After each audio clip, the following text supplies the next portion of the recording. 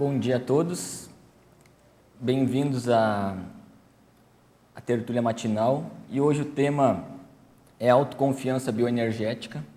A especialidade é energossomatologia. Antes de eu falar a definição aqui do tema, eu vou falar um pouco do histórico da pesquisa, por que eu comecei a me interessar pelo assunto também, enfim, enquanto o pessoal vai chegando aí. Bom, desde mais ou menos 2011, eu comecei a me interessar por esse tema sobre autoconfiança. Então, apresentei alguns artigos, algumas publicações, e em 2012 eu lancei um curso sobre autoconfiança existencial pelo IPC.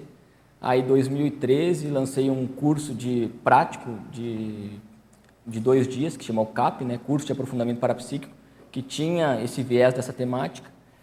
E esse ano a gente lançou um curso pela CIP, que tem a ver com o processo do autoenfrentamento parapsíquico. Também é um curso prático de 2 dias, e eu estou trabalhando no livro aí sobre a questão da autoconfiança, autoconfiança como um todo, não só bioenergética. E o foco principal da pesquisa, aqui nessa bioenergética, até a gente vai ler a definição, é a gente colocar na prática no nosso dia a dia a autoconfiança bioenergética. Porque às vezes a gente coloca lá, cria um padrão idealizado acerca disso e acaba não aproximando da gente esse tema da autoconfiança e das bioenergias. Então é de maneira prática. Mas antes eu queria ouvir de vocês aí o que vocês acham que permeia essa questão da autoconfiança bioenergética, o que vocês pensam sobre o assunto, como é que vocês veem isso?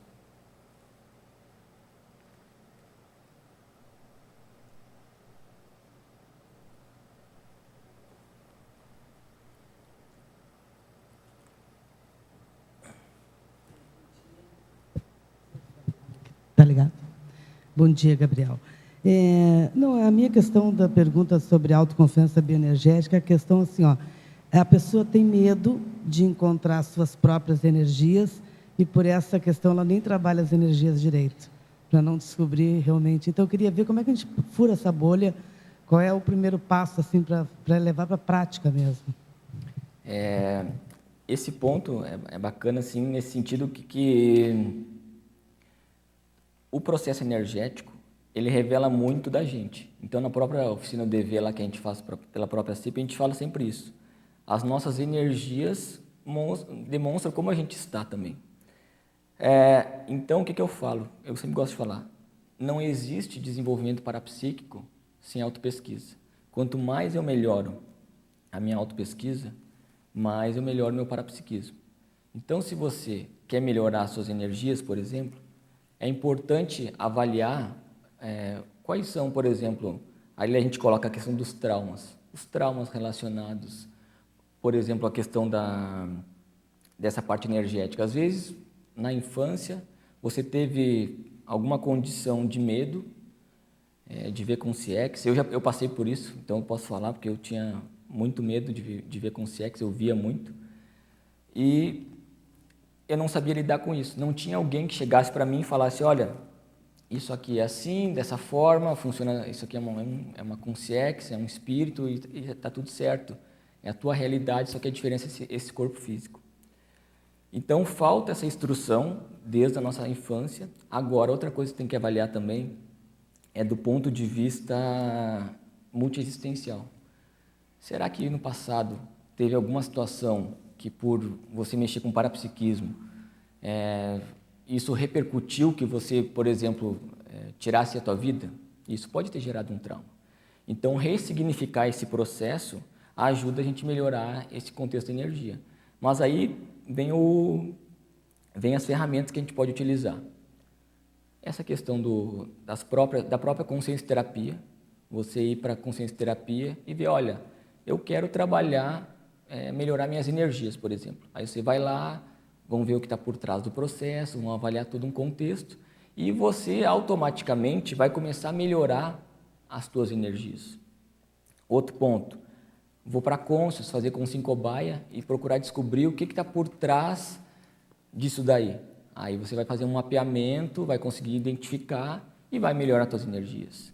Tem as preceptorias, na própria CIP tem as preceptorias, tem os cursos, enfim, que você pode ir e aprofundar nesse assunto. Então, eu vejo que não é uma receita única de bolo. E sim você anotando. Bom, olha, eu tive um contato com uma pessoa e eu percebi o cardiochakra. Ou eu tive um contato, ou falaram sobre tal assunto, eu percebi tal chakra. Então, eu, por exemplo, eu brinco, né? Eu fui descobrir o cardiochakra há pouco tempo, porque essa questão da afetividade é uma coisa importante, com o outro, a troca e tudo mais. Então, tem traços nossos que impedem que a gente desenvolva o nosso parapsiquismo. Mas não tem, assim, depois a gente pode até falar sobre essa questão do circuito do medo, mas eu vejo que de maneira geral é isso daí, é você ir se pesquisando cada vez mais, buscar ajuda externa no processo de desenvolvimento mesmo, o próprio CEEC tem muita dinâmica para isso, e aí você pode aprofundar no assunto. Né? Não sei o que os demais pensam aí, querem... Gabriel, gostaria que você falasse um pouco sobre a definição. O que é que você entende por confiança bioenergética? Perfeito. Bom, então vou ler aqui para vocês.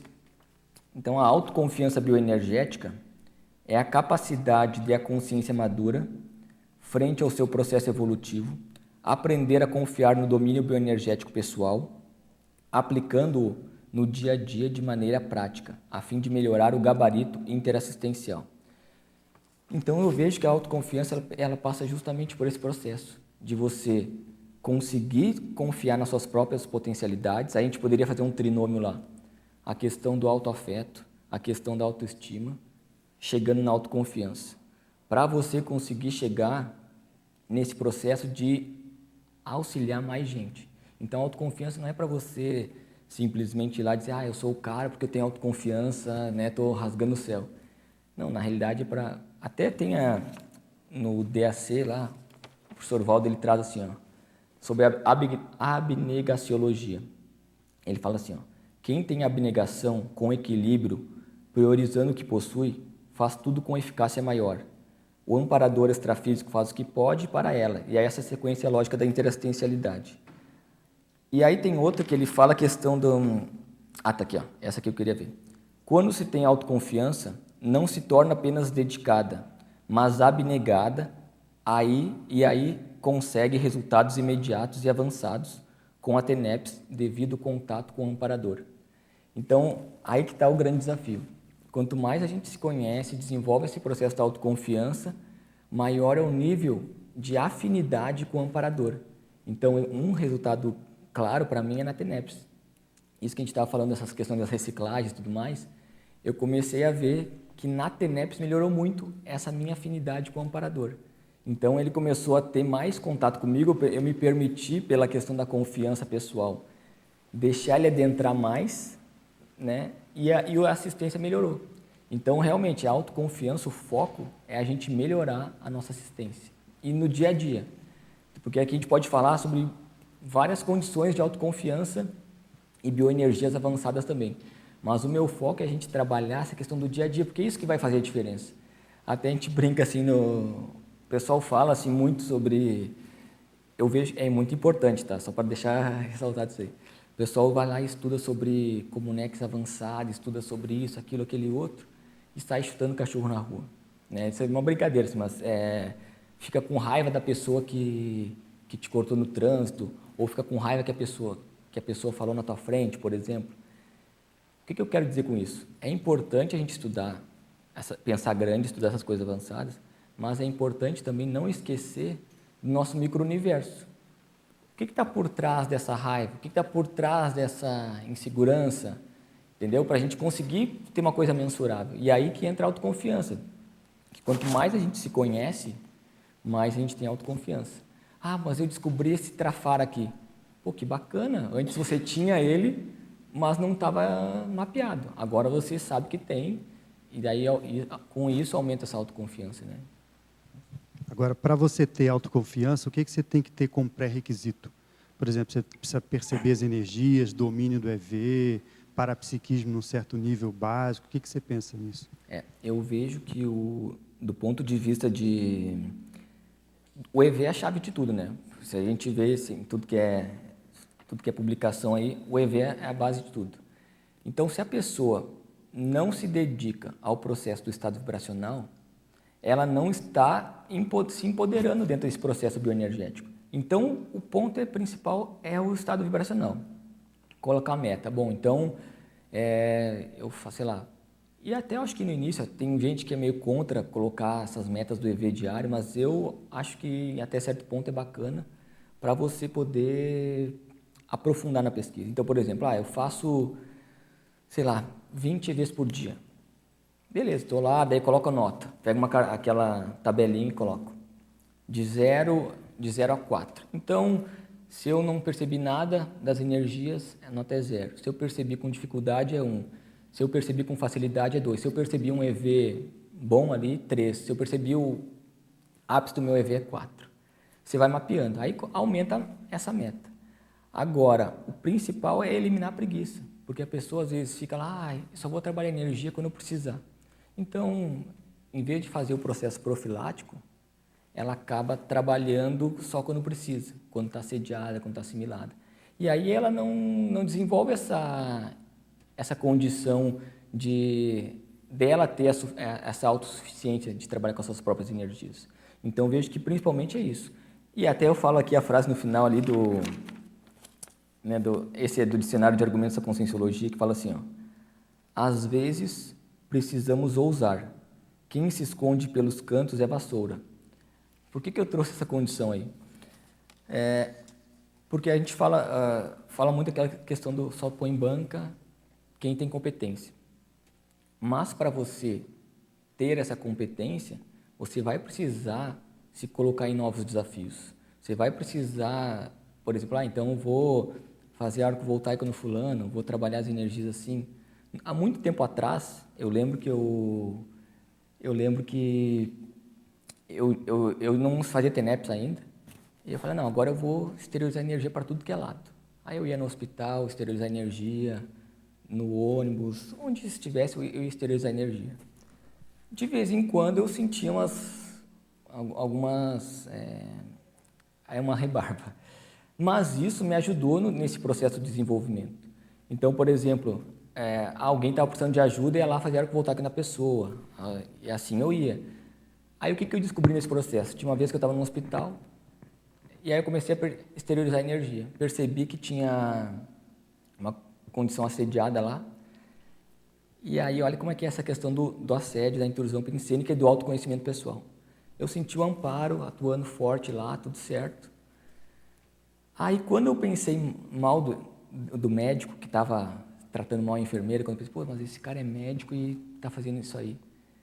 No momento eu tomei uma pancada na cabeça energética e eu demorei muito tempo para desassimilar o processo. Aí eu identifiquei esse processo da pensenidade também, né? O quanto que você... E aí, tanto de você como dos outros, né? Então isso também é uma intrusão. Pode perguntar de qualquer item, Gabriel? Claro, e também quiser compartilhar o que você pensa sobre autoconfiança, fica à vontade, todo mundo aqui, né? Eu também sou... o meu perfil é bem parecido com o seu. Quando eu comecei, eu saí esterilizando para tudo que é lado, e é assim que a gente aprende, né? Sim. Às vezes, pegando uma rebarba aqui, igual você falou, constatou a pensenidade patológica de imediato e já sabia que era o porquê da rebarba, então eu penso que é por aí. Mas eu queria que, se você pudesse, falar do item 7, a questão da vampirização. Porque uma coisa, você é médico, né? Não, eu sou psicólogo de formação. Trabalha no hospital. Então, assim, a gente percebe, eu ando por todos os ambientes, trabalho no judiciário, mas eu não fico lá dentro só. E a gente percebe muito essa questão do vampirismo inconsciente. Mas, o que eu vou trazer é algo mais polêmico, porque no nosso grupo, né, às vezes você chega perto de uma pessoa e sente também, né, dentro do próprio grupo que está em tese consciente quanto ao uso das bioenergias. E você sente essa questão também do vampirismo. Então, queria que você falasse um pouco mais o que você pesquisou sobre isso. Legal. Assim, tem um ponto até na pesquisa, pegando isso aí que você está trazendo, que lá até aqui eu não trago porque é bem reduzido mesmo. Mas essa questão que eu vejo várias vertentes dentro desse processo da autoconfiança, daí tem a insegurança, o processo da arrogância e tal. Como é que funciona para chegar nesse contexto do vampirismo? Eu elenquei ali 2 tipos de consciências, assim, né? Mas aí dentro tem várias outras vertentes. Uma que é a insegurança por si só, que ela já tem esse processo da carência afetiva, a falta de confiança, a falta de autoafeto, e isso traz essa condição, às vezes, de pensenidade perturbada, inveja, chácaras bloqueadas, todo aquele contexto. Por quê? Ela está doente do ponto de vista holossomático, porque se a gente está doente em um dos corpos, é sinal que os outros também estão repercutindo desse processo. Eu vejo assim, tem que olhar o vampiro de maneira assistencial. Então, o que é o vampiro, né? Só para a gente, quem quiser aprofundar também pode falar. O vampiro, ele vai, é como se fosse, o nome mesmo já diz, mas ele vai sugar a tua energia de canudinho. Então, ele está conversando com fulano, com Beltrano, e está lá sugando energia sem saber que está sugando. Mas por quê? Porque ele está carente, ele está com alguma patologia, está doente, está com alguma deficiência. E ele vai sugando energia. Então, aquelas pessoas lá, né, que a gente conversa e está super bem, e aí, se não está lustro, acaba a conversa, está um caco. Acaba a conversa, a pessoa está se sentindo muito mal. Assim, caramba, que parece que passou um caminhão por mim. Já aconteceu isso com vocês, né? Muito. Então, esse é o vampiro mesmo, né? Ou esse mesmo viés do vampiro, que é o seca-pimenteira. Ele vai lá, você mostra uma planta para ele, o que for, aí, que bonita essa planta e tal, não sei o que, tal. E aí ele admira aquela planta, o olho gordo, né, que o pessoal fala. No dia seguinte a planta está morta, ou seja, ele sugou a energia da planta. Isso é o processo do vampirismo também. Agora, do nosso ponto de vista enquanto assistente, como é que a gente olha esse processo? O que o vampiro está precisando? Ele está precisando de energia. De energia. Então, qual é a maneira mais assistencial de você ajudá-lo? Jogar as melhores energias para ele. Essa é a energia que você está precisando? Joga bastante energia, exterioriza bastante a fim de ajudar a pessoa. Agora, vamos ter aqueles casos que você vê, não, aqui é melhor me encapsular, trabalhar as energias e me encapsular. Mas eu vejo que quando eu lido com vampiro, e tem muito, eu concordo com você, tem muito vampiro mesmo, a melhor coisa é ter essa lucidez dentro do processo. Aí vem sinalética, desenvolvida, mapeada, todo esse contexto aí. Tá bom, Gabriel. Obrigada. Obrigado. Então, dentro desse contexto quem quiser perguntando, pode ir falando, tá? A gente vai... Então, eu vejo que a sinalética, você, por exemplo, mapear as suas sinaléticas, é fundamental, aí até pegando teu gancho que você falou, é fundamental para o nosso dia a dia. Você dominar o processo da sinalética. Até tem um livro, obviamente, da Sandra, né, Tornieri, que fala sobre o mapeamento da sinalética. Lá no livro ela até cita, não lembro se no livro ou no Competências Parapsíquicas, ela coloca um livro lá que é o Blink, muito bacana quem quiser ler. Esse livro ele fala de um cara que ele avalia obras de arte. E aí ele tem a sinalética de quando a obra é falsificada. Sim, passou por um monte de pessoa viu que não era, que era original e tal. E já quando iam comprar a obra, o cara, não, essa obra é falsificada. E aí dentro dele ele criou, né, esse processo da sinalética, que sabia discernir esse processo. Aí tem um outro livro também que eu acho que é muito bacana, que chama A Sensação de Estar Sendo Observado, que é do Rupert Sheldrake, não sei se vocês conhecem.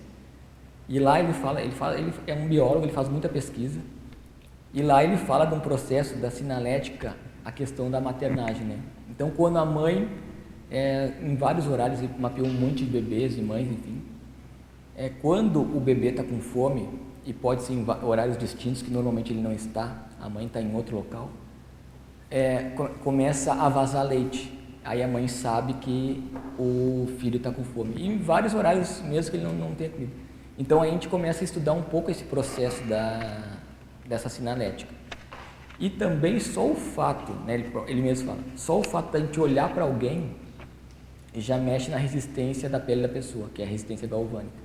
Então aí a gente tem muito gancho para estudar dentro desse processo. A gente, muitas vezes, que acaba não se dando conta do processo sinalético, mas é muito importante você estar mapeado. Então, por exemplo, eu percebi que tem um padrão de Consex X aqui no ambiente. Isso é importantíssimo, porque senão você não tem lucidez. Né? Você quer perguntar? Sim.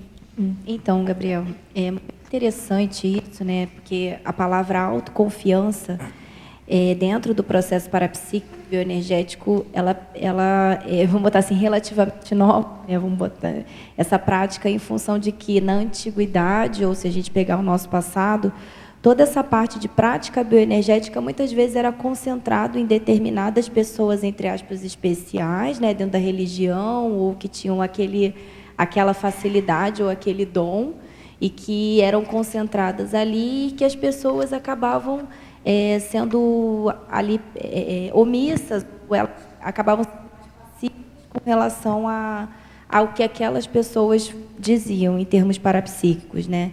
Então, nas tribos ali indígenas, tem, né, o xamã, tem aquela pessoa que é mais sábia, que concentra essa parte parapsíquica e acaba sendo, e as pessoas mais como ouvintes do que como propriamente ativas dentro do processo parapsíquico, né? E aí, dentro disso, a Conscienciologia traz, a partir do paradigma consciencial, essa independência, essa autonomia que a pessoa, por si só, busque e consiga desenvolver a partir de todas as premissas da multidimensionalidade, multiexistencialidade, assistencialidade, para que consiga fazer esse desenvolvimento por si só das bioenergias e, consequentemente, conquistar a autoconfiança, né? E aí eu queria saber de você, assim, quais foram os passos, o que você passou dentro da tua pesquisa, o que você observa nas pessoas, que foram facilitadores para você conseguir essa autoconfiança, visto que o nosso histórico da humanidade é que a dependência de alguém que tinha esse desenvolvimento parapsíquico. E o que você vê que é mais difícil que as pessoas elas enfrentam para conquistar essa autoconfiança também? É muito boa essa colocação aí, porque na pesquisa a gente coloca isso também, essa questão dos paradigmas mesmo. Porque tanto tem essa questão desse misticismo, né? Não, olha, eu sou aqui, vou te passar as informações do processo, que eu tenho esse dom e você não, né? Tem essa condição. E também tem aquela condição do paradigma religioso, que a gente vem, né, há muitos séculos aí imerso nesse paradigma, que diz assim, não, esse é o caminho, a verdade é a vida, né, que o pessoal fala, e você tem que seguir. Se você se desviar desse caminho, se você falar sobre parapsiquismo, você vai para a fogueira, você vai ser considerada um bruxo, o que for. E dentro disso daí, cria o medo na pessoa, dela desenvolver o parapsiquismo porque não pode. Então, você só tem aí vem a ciência materialista, lá, o movimento iluminista, tal, todo aquele processo que diz assim, não, religião é tudo uma bobagem, o negócio é estudar matéria. Então, ficou dois polos. A religião ficou com esse contexto então, tudo que for alma, espírito fica com a religião, tudo que for matéria fica com a ciência. E aí, quando vem lá o nosso amigo Swedenborg lá, que ele se depara, não, é a ciência, teve uma experiência extrafísica, não é, então desvio para o lado da religião. Então, acho que esse que é o grande desafio, você conseguir fazer ciência dentro do processo parapsíquico, né, dentro dessa condição. E é aí que vem a autoconfiança. Porque até certo ponto, se a gente mantém aquela postura ainda religiosa de ficar, ou dependendo da aprovação externa para a gente poder desenvolver nossas bioenergias, o que for, ou ficar... Controlando, isso aí também faz parte desse desenvolvimento da autoconfiança. Então, o que eu vejo da autoconfiança é você fazer o seu melhor. Então, por exemplo, assim, tudo que for fazer. Bom, eu fiz o meu melhor nisso.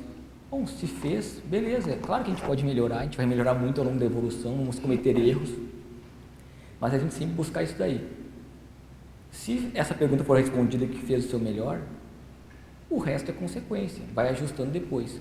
Porque muita gente acaba não fazendo as coisas ou achando que não está fazendo nada certo, porque tem referencial externo. Isso. E aí cria um padrão de idealização. Uhum. Por exemplo, se a gente fosse se comparar com o professor Valdo, matéria de bioenergias, parapsiquismo, o que for, a gente estava lascado, porque é um outro nível. Mas a gente pode, dentro do nosso contexto, dentro do nosso dia a dia, não quer dizer porque eu falo sobre autoconfiança e agora eu sou super confiante, não, a gente está em trabalho sobre isso.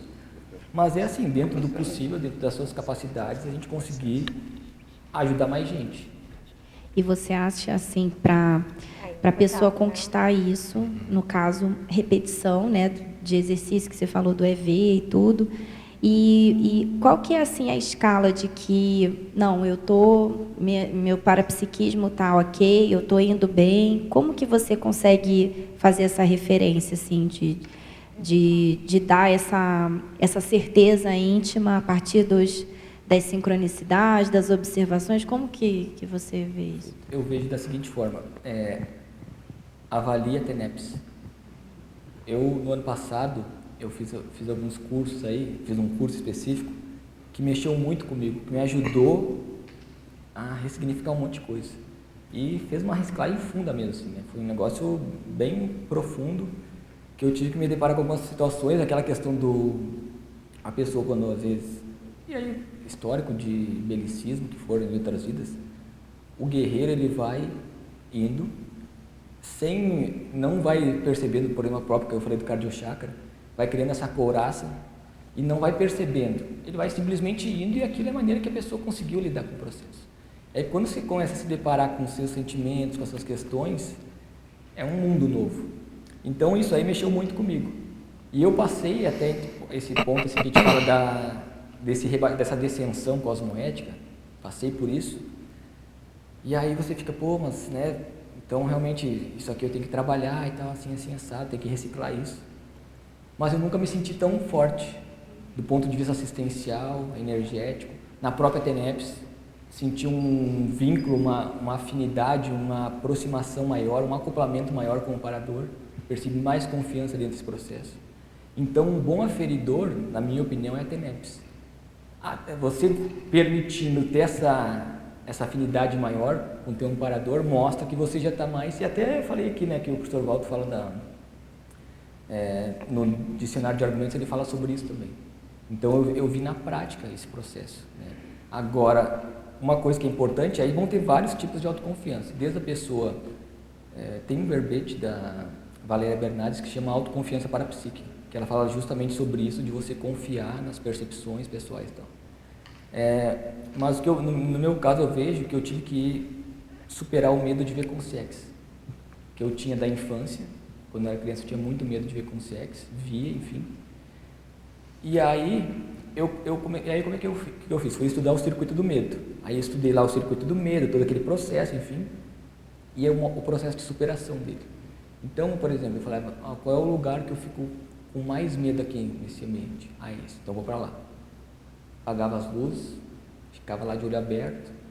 Normalmente o ápice do medo demora em torno de 10 minutos. Então, você superando isso, você consegue lidar com isso daí. Aí eu falei, não, vou bancar isso aqui e vou ficar. E aí fiz muito isso, né? Aí o que eu percebi nessa pesquisa? Que o meu medo era assim. Mas chegavam nossas companhias do passado, os assediadores, jogavam na tua psicosfera com os CX que tinham um medo muito maior, então você ficava com aquele expandido, aquele pavor. Então isso foi uma das coisas que eu observei. E aí eu falei, não, agora não me pega mais esse contexto. Então é pesquisar mesmo, né? Não sei se ficou... Ô, Gabriel, bom dia. Primeiro, achei interessantíssimo, parabéns pelo tema. Ele é um tema transversal de algumas coisas que eu estudo, a gente até esteve conversando aí, depois que eu entendi porque que você me encheu de pergunta lá aquele dia. Mas achei interessante o seguinte, porque a autoconfiança bioenergética, ela pode ser alcançada, a consciência de uma maneira geral, acho que todas as pessoas, independente da lucidez que a pessoa tenha sobre o processo. Aliás, como evolução, né? Eu acho que o grande diferencial da conscienciologia é trazer a autorreflexão, a racionalidade, para aumentar a lucidez sobre os processos da evolução, que, inexoravelmente, a gente já tem em Serenão, e não tinha conscienciologia, né? Mas o grande problema é você desenvolver essa autoconfiança de uma forma em que isso te traga a autonomia consciencial, né? Que eu acho que é um pré-requisito para a autodespertologia, ou seja, para você ser desperto. Mas a pessoa pode ter essa confiança e ela acabar sendo, vamos dizer assim, intrafisicamente, ou até multidimensionalmente, excessiva, entre aspas, e acabar descambando para um lado patológico. E aí eu acho que entra naquele assunto que a gente estava descobrindo sobre a pesporrência, sobre, né, o assunto que eu estudo, né, da arrogância, da jactância e tal. Porque você pode, nas experiências multiexistenciais, isso aí eu estou te trazendo para debater isso contigo, ver se você acha isso também, entendeu? Porque eu estou pensando sobre isso. Você acha que a gente pode desenvolver essa autonomia completamente sem noção de cosmoética ainda, sem noção de interação sadia entre as pessoas e acabar desenvolvendo esse lado de arrogância pelo excesso de autoconfiança bioenergética? Deixa eu ver se eu me explico. Você, nas suas interações multiexistenciais, multisseriaxiológicas, você acaba desenvolvendo essa capacidade de interferir nas pessoas, a sua energia você domina, né? Ao ponto tal de você até conseguir alguns efeitos físicos. Ponto. Mas você não tem consciência sobre isso. E aí vem a questão do vampirismo, porque tem pessoas que são inversas. Você já tem essa energia. Então você é cheio da energia, você manipula, você mobiliza, mas sem a consciência muito do que você está fazendo, né? Você sabe que dá um resultado a hora que você chega e faz e dá geralmente o resultado que você imprime na sua vontade, na sua intencionalidade, seja ela sadia ou não. Então, pode descambar para o lado patológico. Isso é uma autoconfiança ou não? Eu coloco assim, na pesquisa, 2 tipos, mas a gente pode aprofundar muito mais, tá? Eu coloquei aquela questão da insegurança e eu chamei desses falsos confiantes. Que aí tem o processo da arrogância, a questão da... Até tem ali um efeito Dunning-Kruger, né? Que é um efeito assim, Esse é diferente do que você está falando, que é o seguinte. É aquela pessoa que ela acha que ela é melhor que o outro, que ela tem capacidade, que ela tem condição que o outro, mas que na realidade ela não tem, mas ela não faz nada para se qualificar, ela simplesmente acha e ela não é competente como outra pessoa, mas ela tem essa idealização dentro desse processo. Eu vejo que sim, você pode, essa questão da autoconfiança, até porque se a gente for pensar, você falou a questão da conscienciologia, no meu ponto de vista, o pessoal aí do para-direito, que quem quiser falar, eu vejo que evoluciólogos, eles vivenciam a conscienciologia na prática. Então, por mais que eles não tivessem assim, palpável, sei lá, o conhecimento, mas eles já vivenciavam na prática esse processo.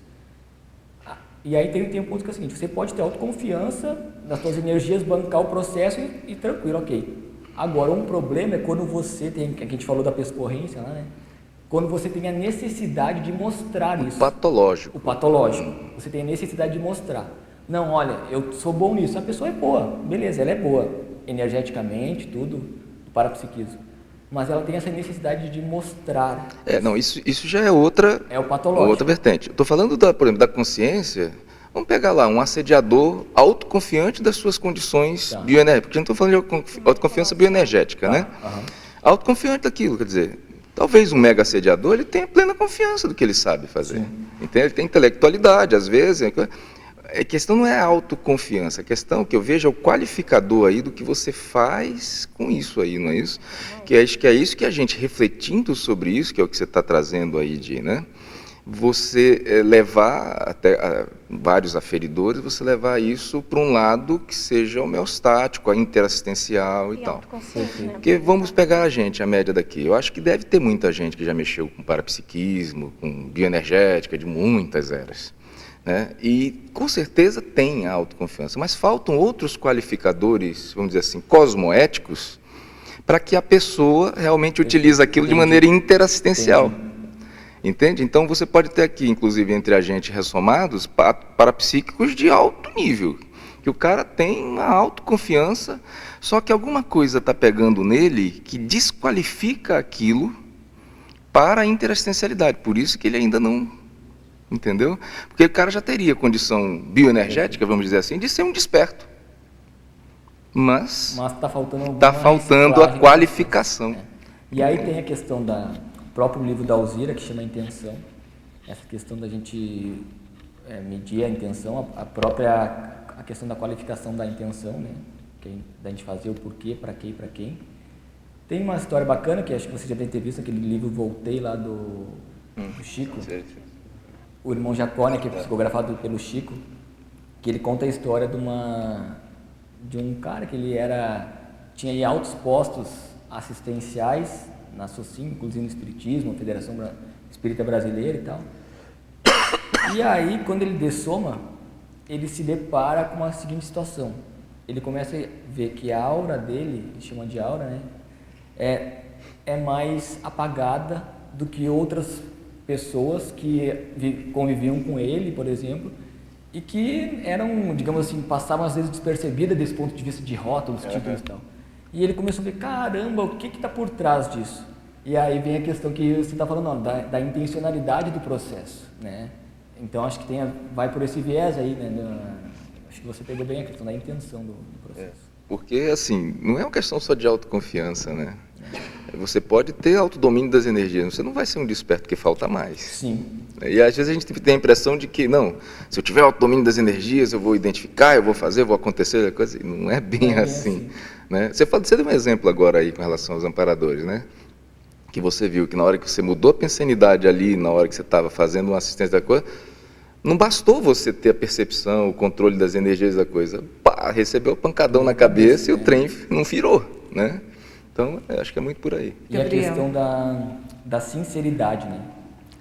A questão assim, de você saber, não, como é que você está, como é que você é. E aí vem a questão que a gente falou antes lá, de buscar auxílio na consciência terapia, para justamente melhorar essa é a nossa questão de autocontato. Só para não te monopolizar, Marlene, só assim, você já teve o inverso, ou seja, você falou essa experiência que você teve, mas, por exemplo, você entrar dentro de um processo, que você entrou com a intencionalidade, mas você não entrou com aquela, sabendo bem, ou com aquela segurança toda, e aí a questão da extrapolação te mostrou que aquilo era o certo?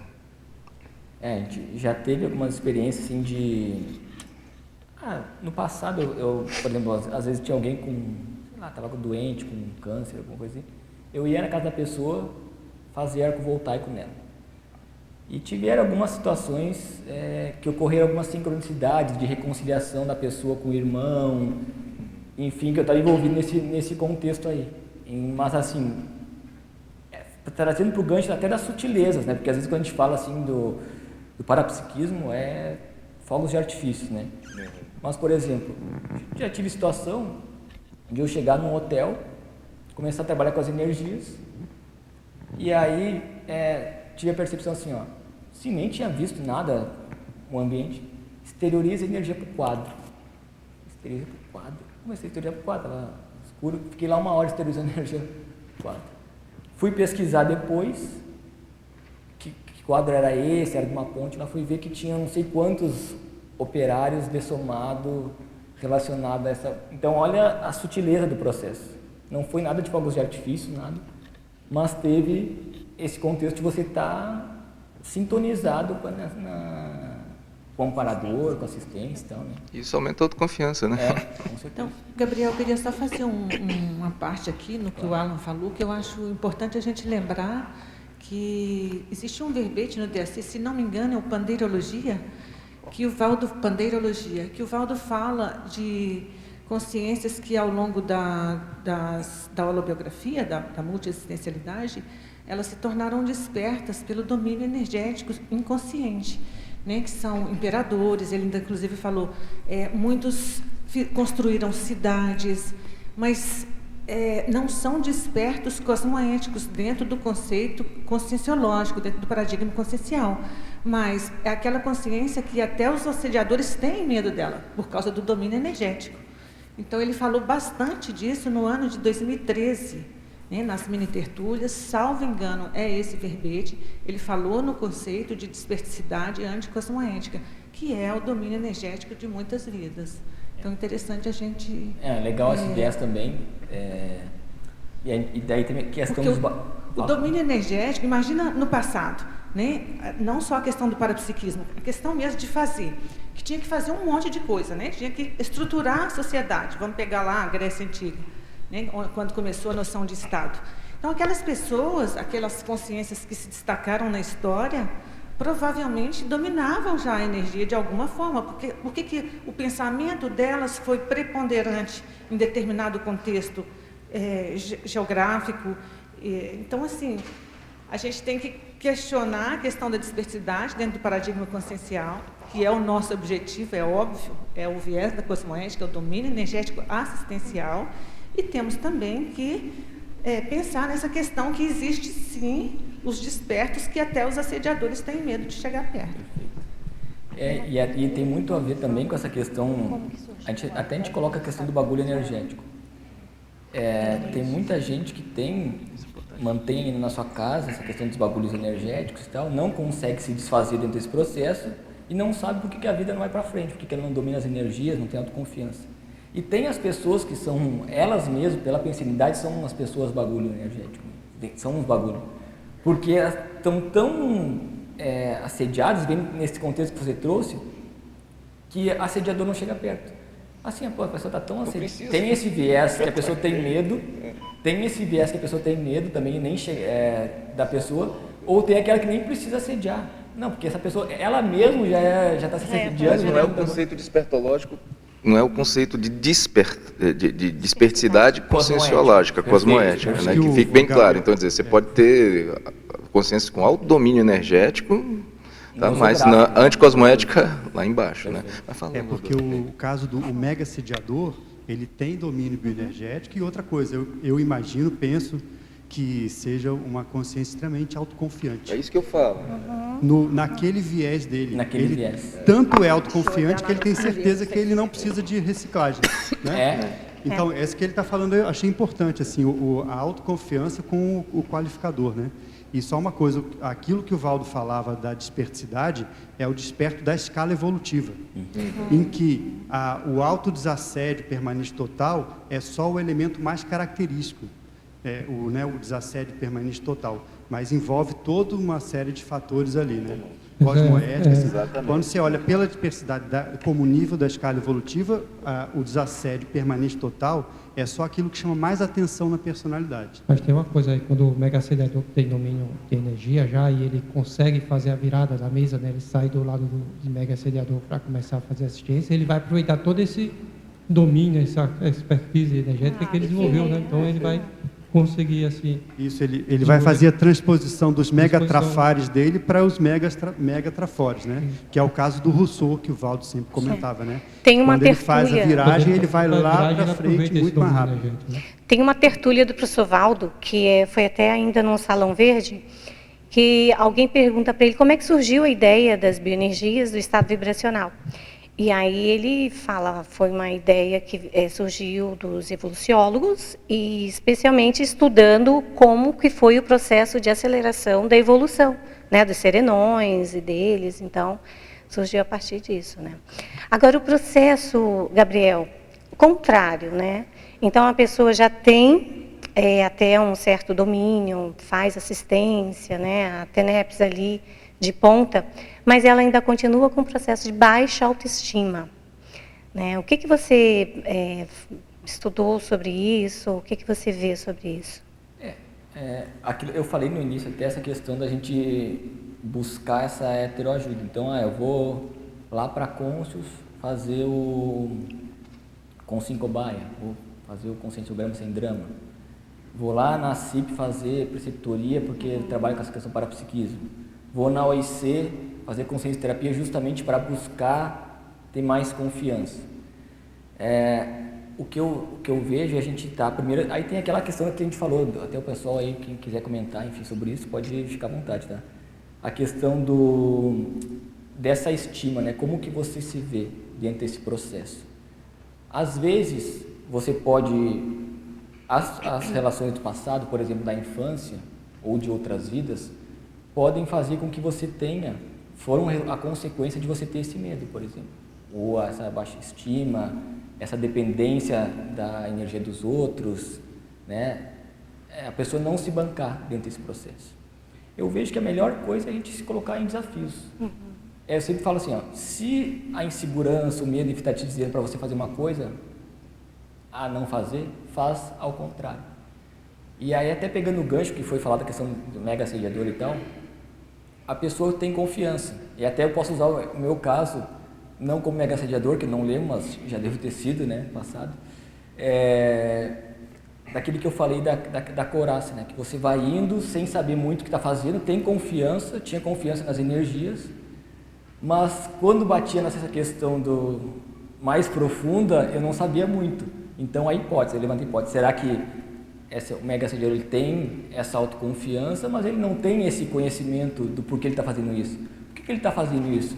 É alguém que ele quer se vingar, que prejudicou ele no passado? O que ele está por trás? Qual é a mágoa dele? Aí vem uma pergunta, qual é a senha para acessar essa consciência? E aí no nosso dia a dia, né? Às vezes a gente vê uma pessoa brava, está incomodada, aí você pode ler assim, qual é a senha para ajudar essa pessoa? Que isso é só um reflexo externo, né?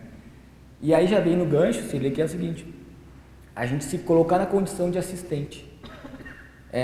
Eu estou aqui para ajudar. Postura, né? Vamos ajudar mais. Então isso daí ajuda na confiança, porque você fica com mais contato com o amparador, fica mais confiante do processo e a coisa vai seguindo, né? Aí o outro ponto, a pessoa que é muito confiante, aí tem uma arrogância às vezes. Não, peraí, eu sou maxi peça, eu sou mini peça. Então a gente sempre tem coisa para mexer, sempre. Isso que é bacana, né? Sempre tem. Não, tá. Desculpa, pode falar. Gabriel, tudo bom? Então, eu Beleza. queria perguntar sobre duas coisas, né? Primeiro, você relatou assim, várias experimentos que você fez, né? De assistência, exteriorizar energia na cabeça, pessoal, câncer e tal, entre outros, né?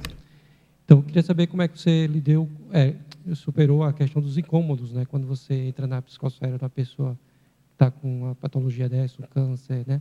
Ou então no ônibus ali que você falou, como é que você superou assim, ou enfrentou os incômodos que vem uma assistência mais assim dessa forma, né? E outra questão da convivialidade sadia, né? Que você podia aprofundar aí. Essa questão aí, eu vejo que é realmente essa questão do mitridatismo, né? Você ficando gradativamente imune ao contexto energético lá, justamente para poder estar com mais estofo. Uma das técnicas que me ajudam muito, que eu gosto bastante de fazer, é a imobilidade física vision. Porque lá você vai entrar em contato com o seu micro-universo, realmente você vai ter que se condicionar a ficar parado naquele processo, e vai ter acompanhamento com consciex de todo tipo, vai ter um monte de experiências que você vai conseguir lidar com o processo. Então, no dia a dia, percebeu, por exemplo, uma raiva, percebeu alguma condição diferente, tem que estar mapeado. Agora, não dá para associar que tudo que acontece na nossa vida, na nossa questão, é fruto da consciex. A culpa é da consciex, a culpa é do fulano. Não, qual é a nossa responsabilidade nisso? Aí que vem a autopesquisa que a gente estava falando de buscar aprofundar, né, no processo. E essa convivialidade sadia, eu vejo que tem muito a ver com aquela pergunta que eu fiz lá. Qual é a senha para acessar essa consciência? Como que eu ajudo ela? Qual a melhor forma de ajudar ela? Como que o amparador dela trabalha com ela? Eu quero fazer uma assistência do meu jeito ou do jeito que a pessoa precisa? Então eu vejo que é isso, assim, vai nesse viés aí.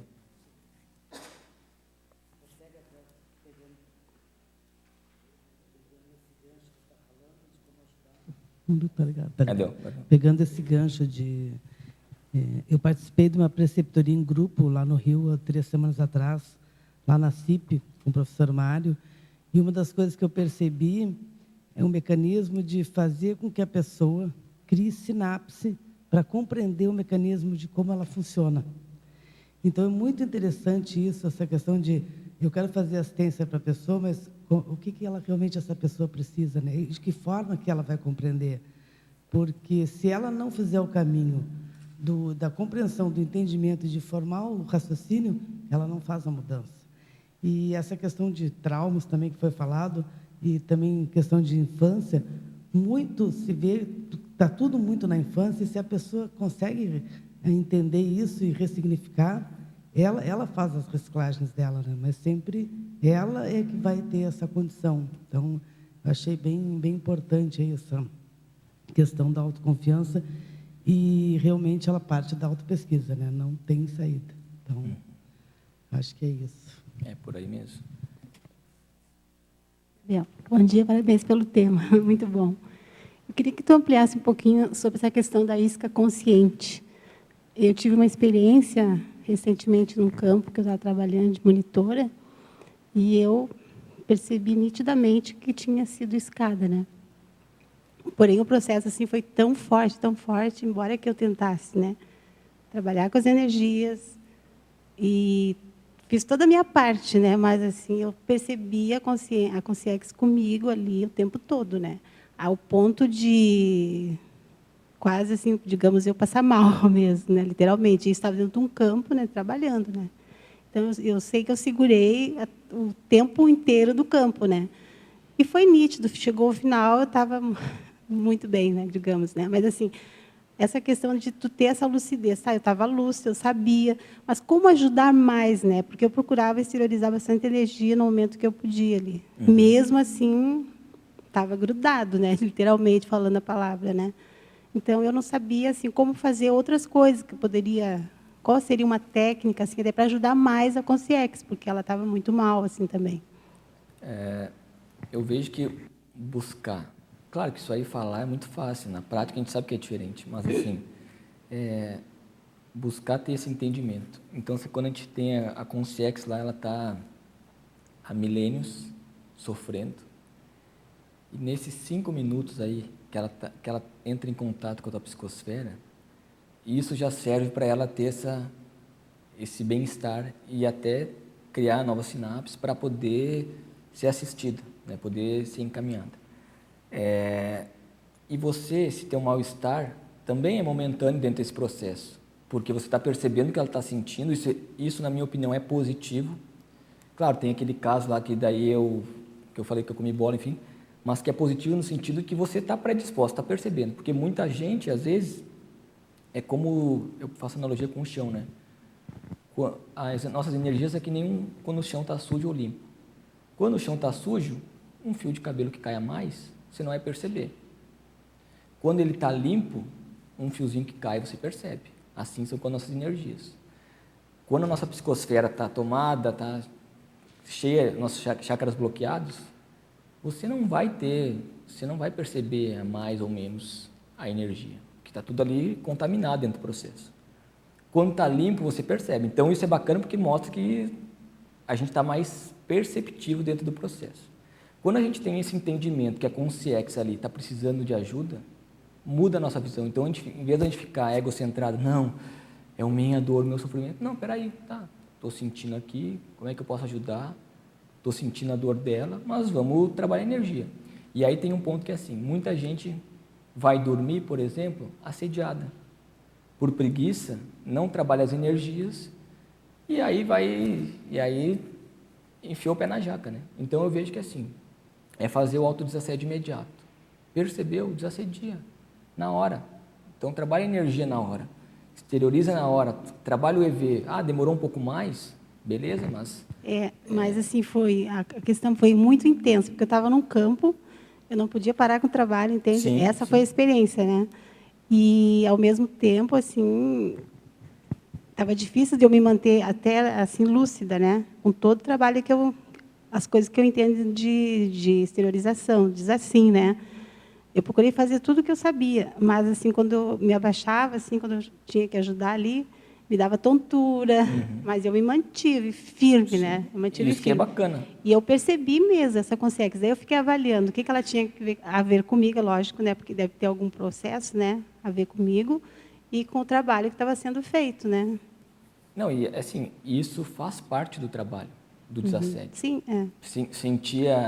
Sentia a dor da consciência do outro, perceber, e você vai sabendo lidar com isso. Agora, às vezes, a gente não... Até naquele meu caso que eu falei no início, a gente não consegue desassediar, fazer a desassimilação do processo, porque a gente fica apegado à condição.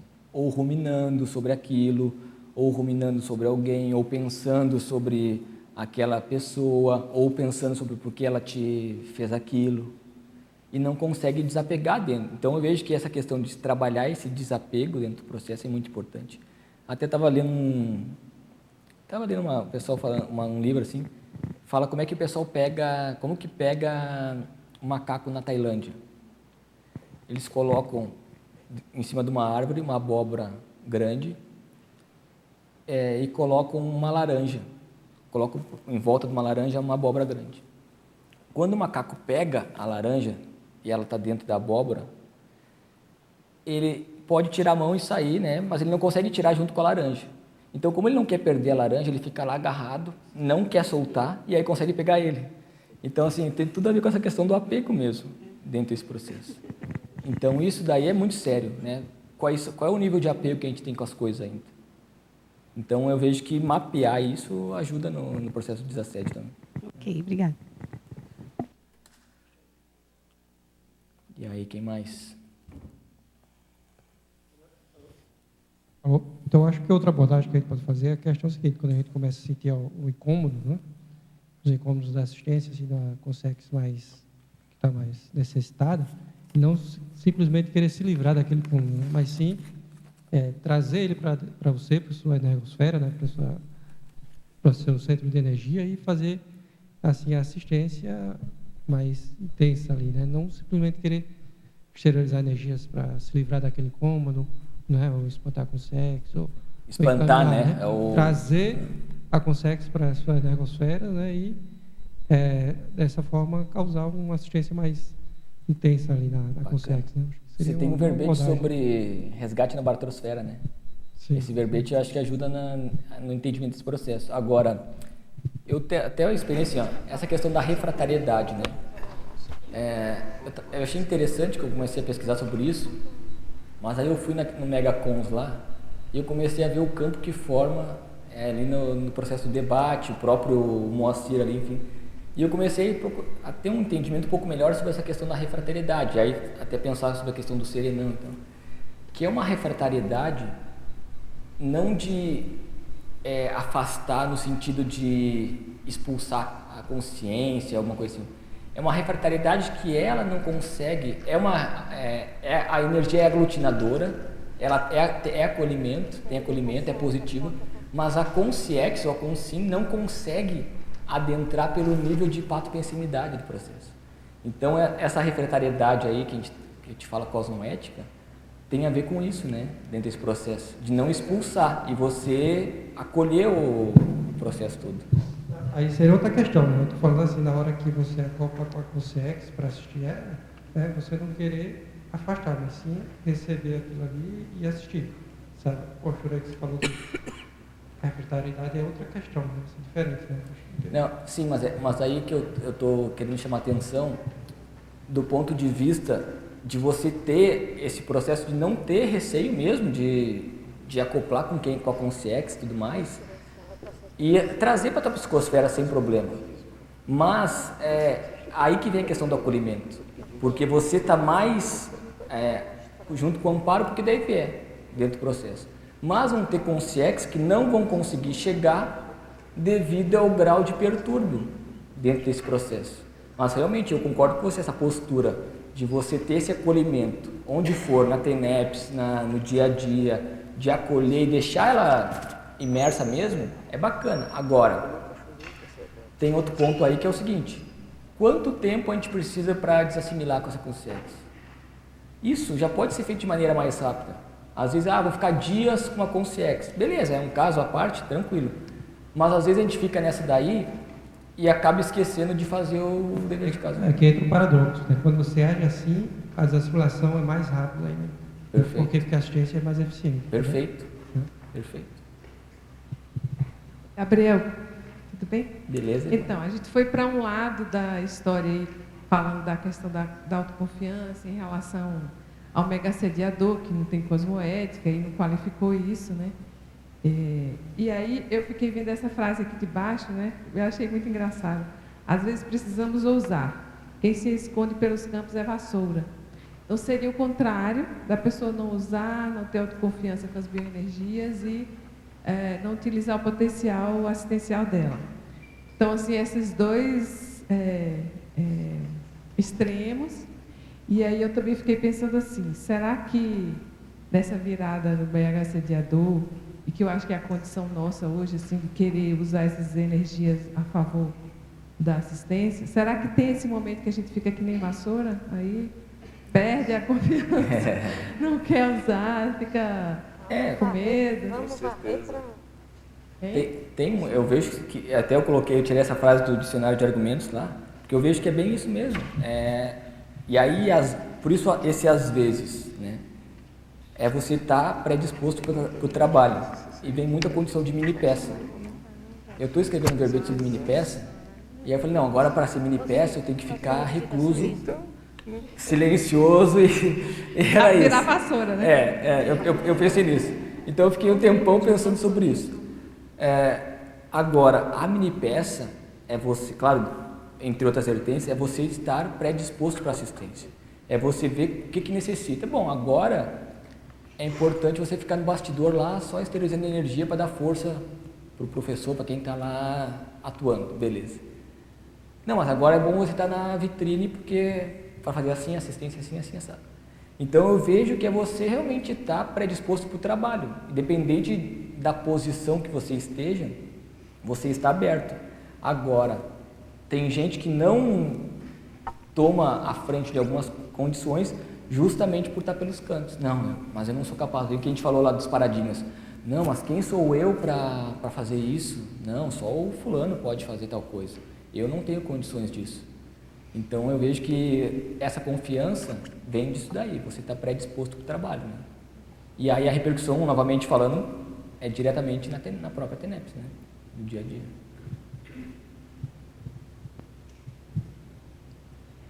Gabriel, uma coisa também que eu vejo em relação a isso, de a pessoa, em relação à autoconfiança, tem a questão da pessoa ser mais trafarista, né, de não olhar muito as potencialidades que ela tem. Então, acho que a partir do momento que a gente foca nas nossas potencialidades, isso colabora para o nosso protagonismo, né, nas horas que a gente tem que, ou cabe ser protagonista. E uma coisa que eu também vejo é que, às vezes, esse medo de tomar a frente tem a ver com o medo da responsabilidade. Às vezes, a gente tem medo de assumir alguns trafores, algumas habilidades, por medo da responsabilidade. Então, eu acho que trabalhar com a causa do porquê que você tem medo de tomar a frente de projetos, enfim, também ajuda nessa atuação, né?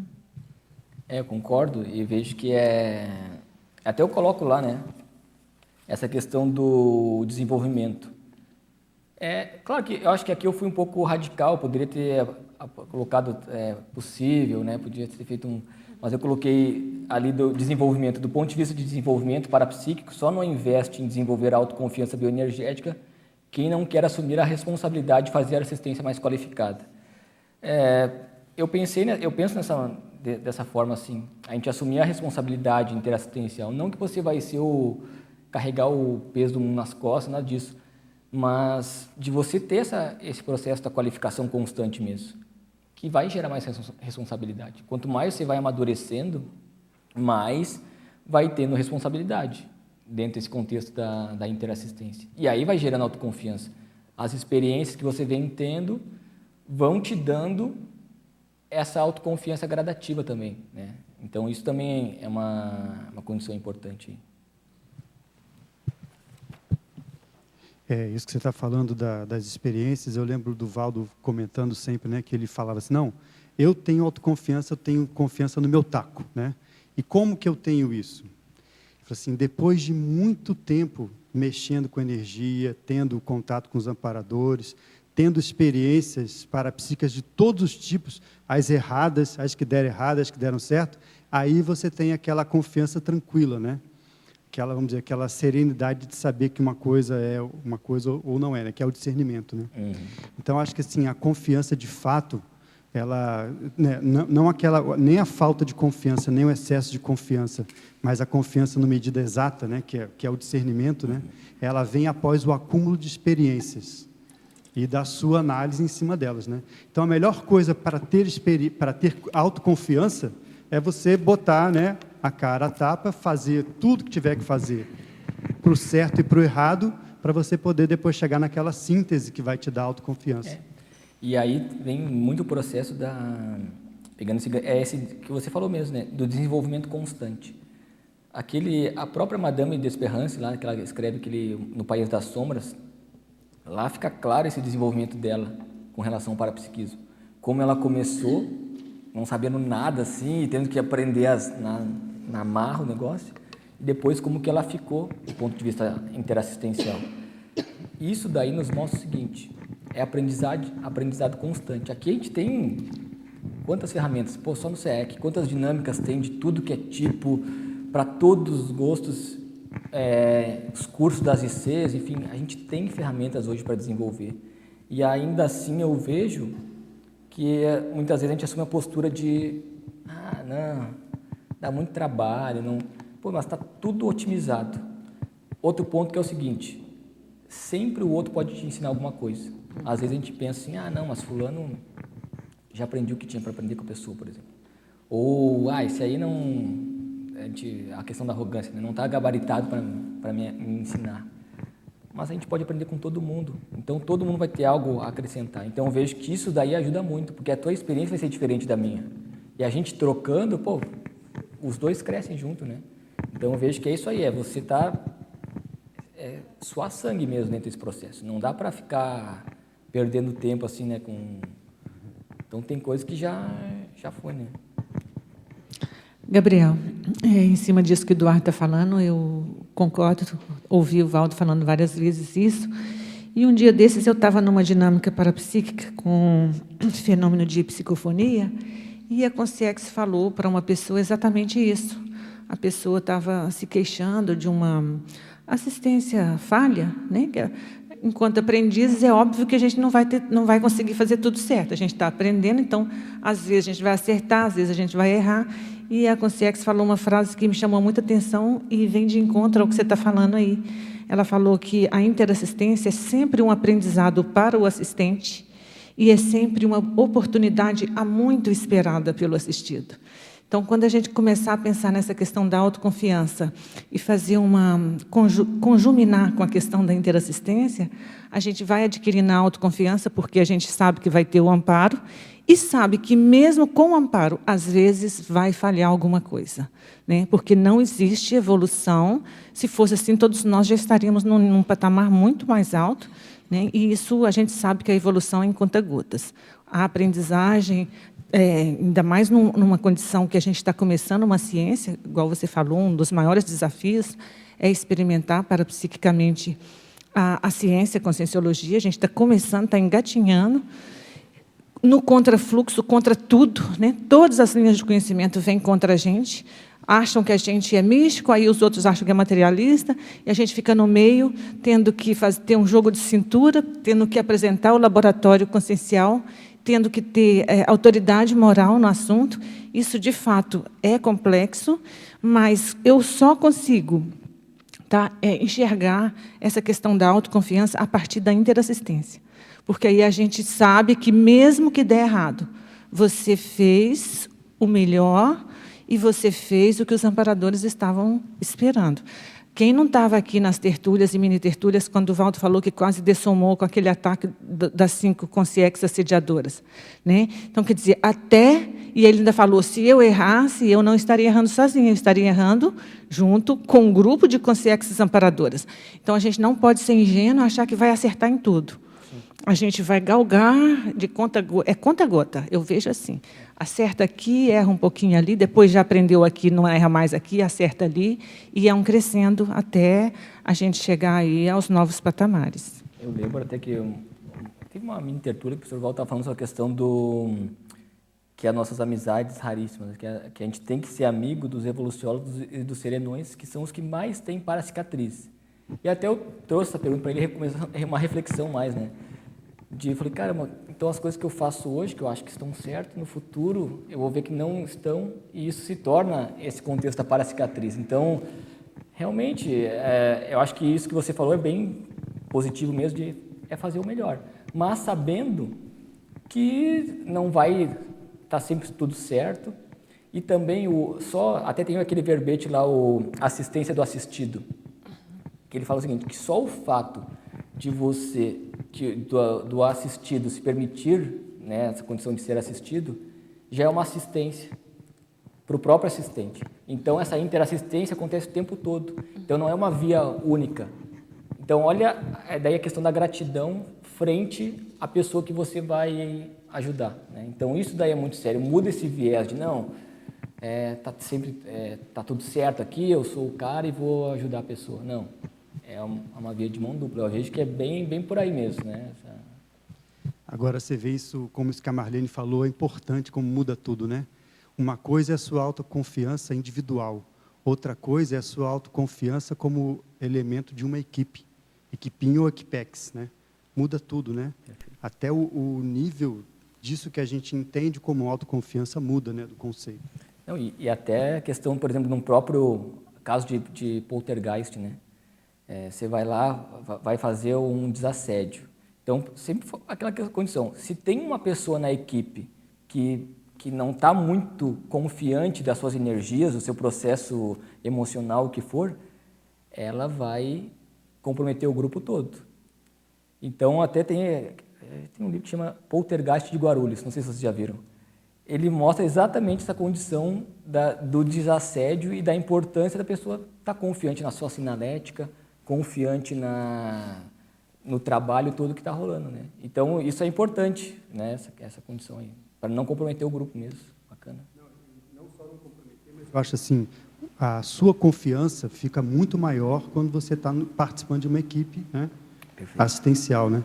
E eu estava vendo um vídeo essa semana do Valdo falando sobre resgate, né, na baratrosfera, falando assim, que ele nunca ia sozinho fazer resgate na baratrosfera.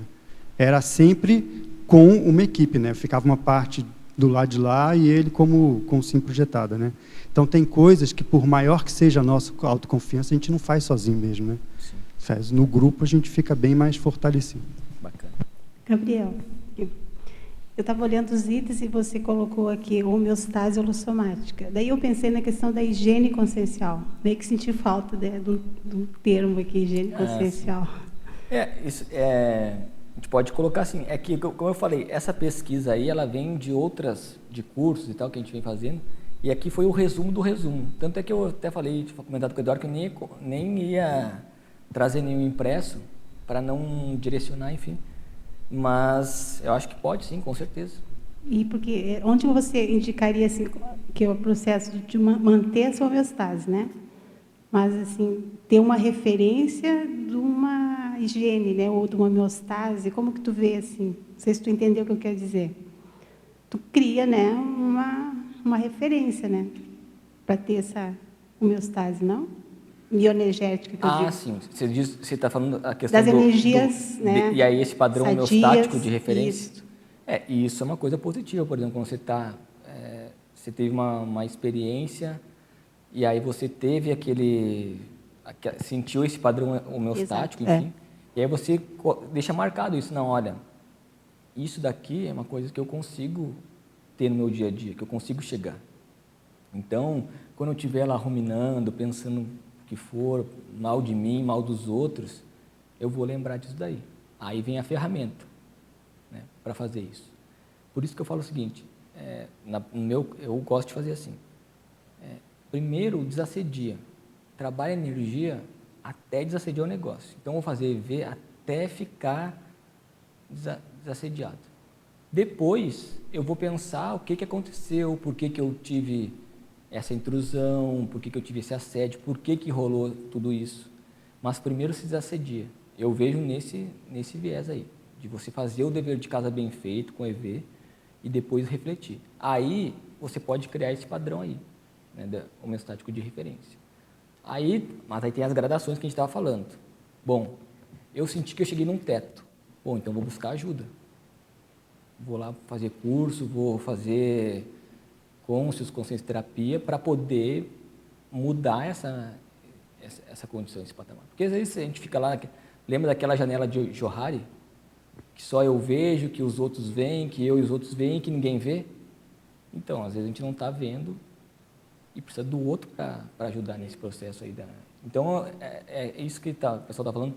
Poder contar com um grupo, eu acho que é fundamental. Você saber que pode trocar experiência, poder saber que está todo mundo no mesmo barco aí, acho que isso ajuda muito no desenvolvimento.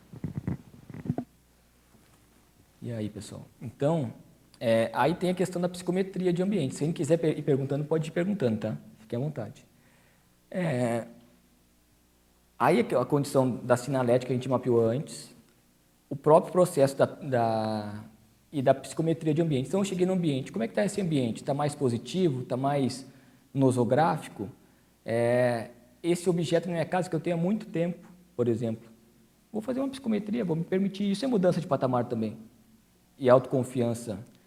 Eu vou jogar energia nesse objeto e vou fazer essa psicometria, vou fazer essa leitura para ver se esse objeto é um bagulho ou não. Porque às vezes ele está tanto tempo na nossa casa que ele já faz parte do ambiente.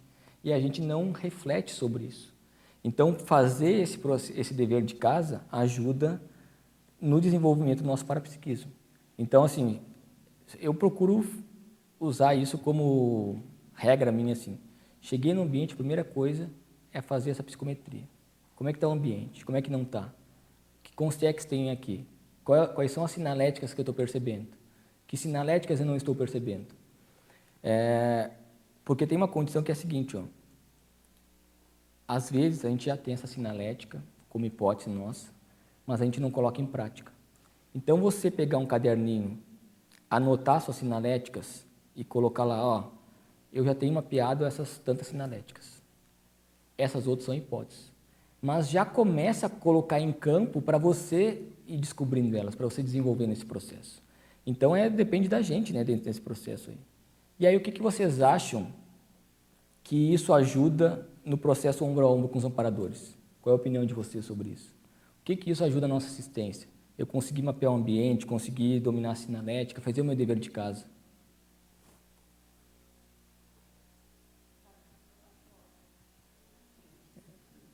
Então, é o processo da gente estar mais gabaritado para esse contexto. Como é que é?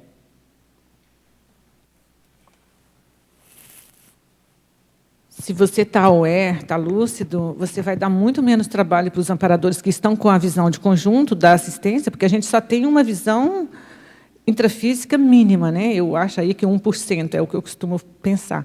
E eles estão ali com uma visão praticamente de 100%, e tem que preocupar muito com você, porque senão você pode até perder a vida, né? A vida biológica, o corpo.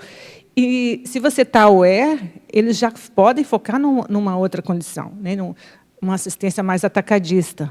Não vai preocupar tanto com você, porque sabe que você está lúcido e vai saber exatamente o que você pode e o que você não pode. Porque é igual você falou no início, muitas vezes você vai ter que se encapsular e cair fora. Aquilo ali não é para você naquele momento. E isso a gente tem que ter muito... a gente tem que ter autoconfiança, mas a gente tem que ter também muita desconfiança, né? Que é o que o Valdo falava.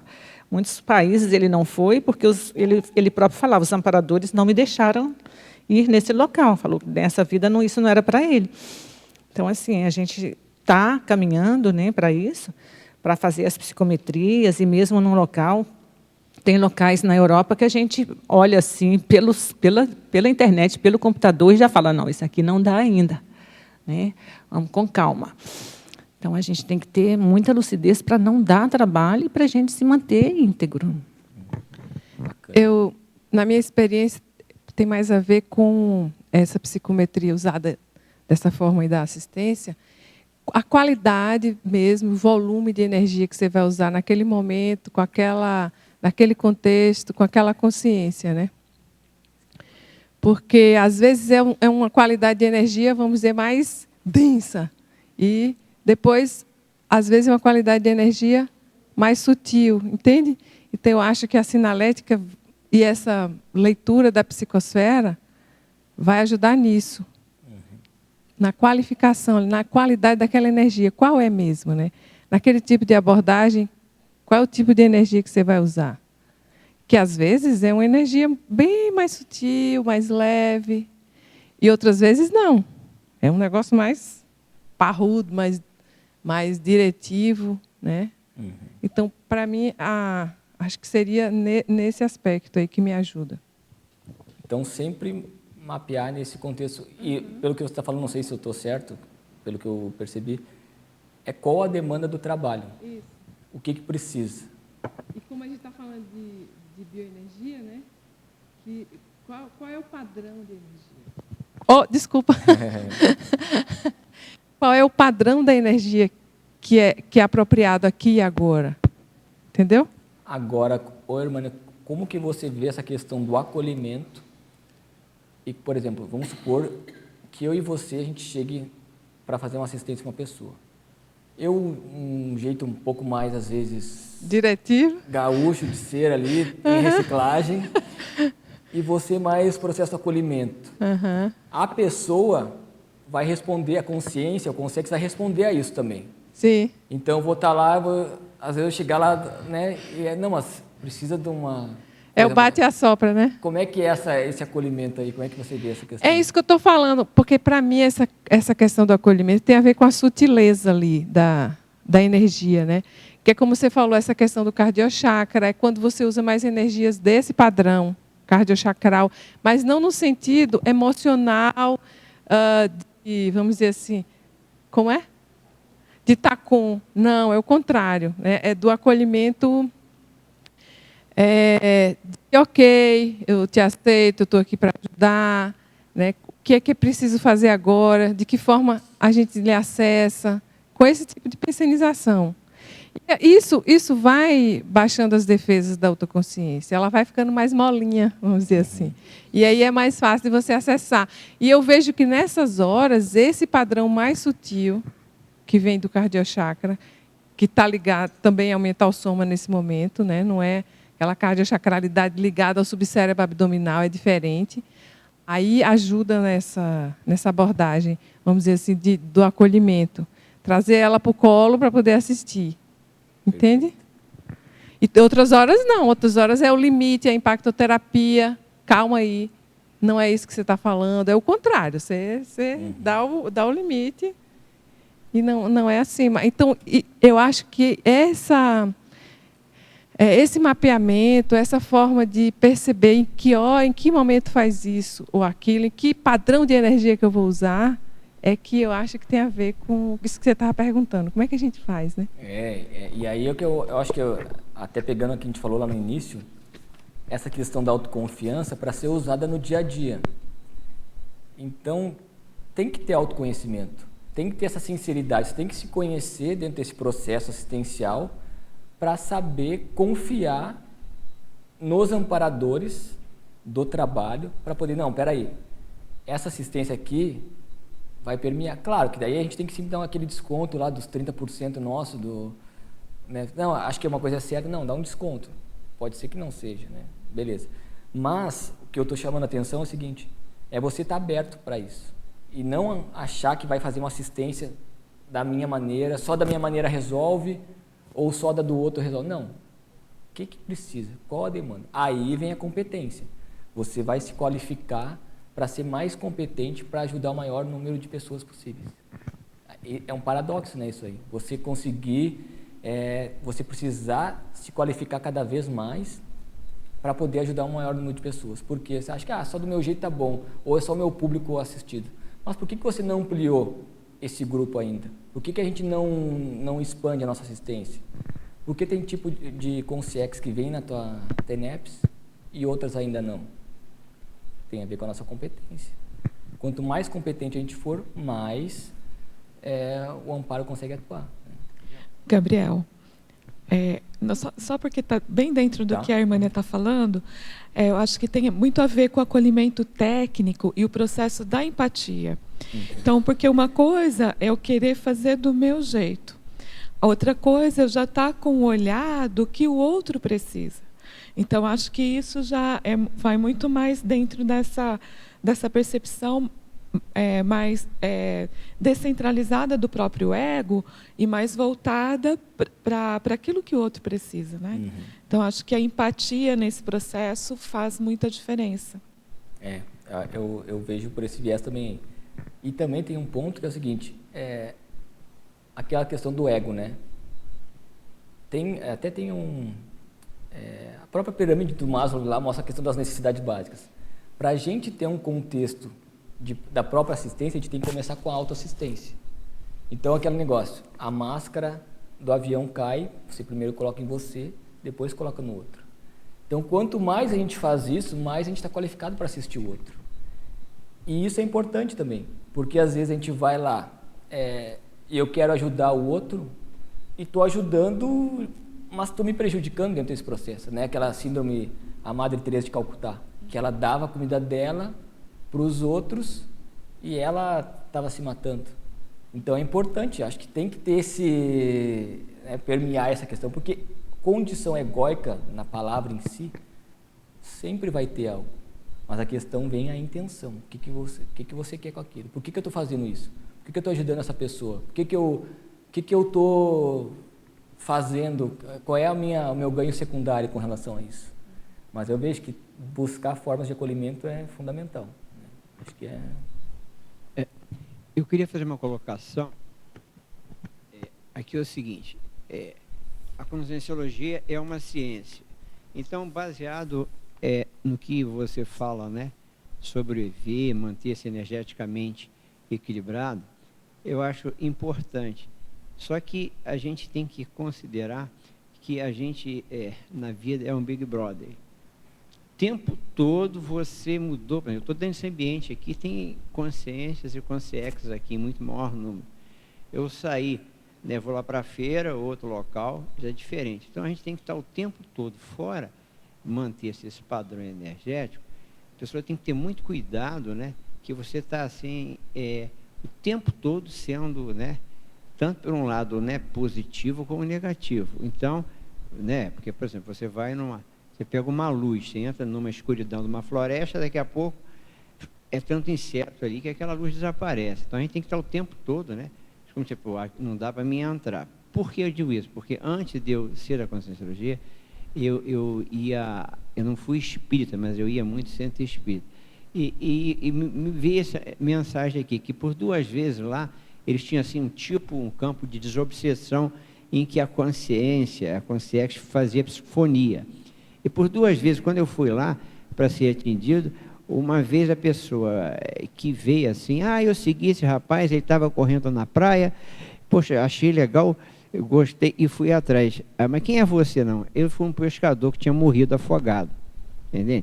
E outra vez também que eu estava indo muito rápido para um local, lá que tinha, que você ficava deitado, a pessoa ficava do lado e falava. Aí eu falei, não, eu vinha andando aqui assim pela Tijuca, achei ele assim interessante, vim atrás dele, entrei aqui, eu estou perdido há muitos anos, coisa e tal. Quer dizer, então, você vê o seguinte, quer dizer, isso é um lado de assistência, quer dizer, aí mostra isso que eu estou tentando, assim, fora, né, que aqui a parte científica é muito profunda, que talvez eles não tenham, mas só lembrar disso, né, que você que dá assistência, vai ao hospital, gosta, que a gente tem que estar muito bem antenado o tempo todo, né? Porque senão eu posso me sentir fisicamente bem, entendeu? Mas o meu emocional descuidou, né? E ainda mais quando a gente vai no sentido de você, né, querer fazer ajuda, você tem os contrafluxos. Então, tem que estar muito bem preparado. Agora, você está botando realmente isso, tem que estar sintonizado. Eu queria só fazer isso, que eu acho que é um gancho no sentido até de esclarecer um pouco, te dar os parabéns, que eu sei que é um estudo profundo, para você chegar aqui e falar, né, você transpirou muito e rasgou muito a camisa, né? Obrigado. Eu vejo que concordo com você mesmo, e aí tem muito a ver, dentro desse processo, que a gente falou lá no início, a pessoa vai lá, estuda sobre comunex avançada e sai chutando cachorro na rua. O que é esse chutar cachorro na rua? É a questão das energias, é a questão da pensenidade. Qual a diferença, por exemplo, né, de eu fazer um despacho para alguém, né, que o pessoal faz, enfim, galinha preta e tal, ou eu pensar mal da pessoa? Qual que é a diferença? Eu estou jogando energia dentro do processo para assediar a pessoa quando eu faço isso. Quando a gente traz a responsabilidade para nós, muda totalmente essa condição. Então, não é o outro que é responsável pelo meu problema, não é a consciex assediador, não. A responsabilidade disso é minha. E aí, até pegando pelo viés da... Eu referencio aqui um livro bem bacana, que ele chama assim, ó, Quando a Boca Cala, os Órgãos Falam. Ele é um médico que ele vê o viés da medicina chinesa. E ele fala que toda doença física, ela tem um contexto emocional. E aqui a gente estuda muito sobre a questão da pensinidade e tudo mais. Mas é bacana ver essa ligação. Então, ele diz, é só um problema X. Não, mas por que tem esse problema? Se vai avaliar, se vai aprofundar, vê que tem mais coisa por aí. Não é do nada, não é ao acaso que acontece. Tem alguma condição que você precisa reciclar. O teu corpo está te dando um sinal que você precisa mudar esse processo. Aí, se a gente for expandir para o negócio das energias, qual é o chakra que eu sinto mais? Ou qual é o chakra que eu sinto menos? O que eu preciso fazer para desbloquear meus chakras? Então vou fazer uma caminhada bioenergética, vou fazer o circuito vertical de energias, vou trabalhar o EV diariamente, vou exteriorizar as energias. E a gente vai criando ferramentas para poder desenvolver essa condição da autoconfiança, do domínio do EV e todo esse processo. E domínio do EV que eu falo assim, o que você tem condições hoje, de você se bancar hoje. Amanhã, você mudou de patamar, você está em outra condição, já é um outro domínio do EV. E assim vai indo. Então é muito bacana essa tua fala aí, porque eu acho que é isso aí mesmo. A gente se preocupar com o dia a dia mesmo é fundamental dentro do processo, né, desse contexto aí. E o que mais, pessoal, sobre a questão da autoconfiança aí? Pessoal que não falou aí, a Dulce vai lá.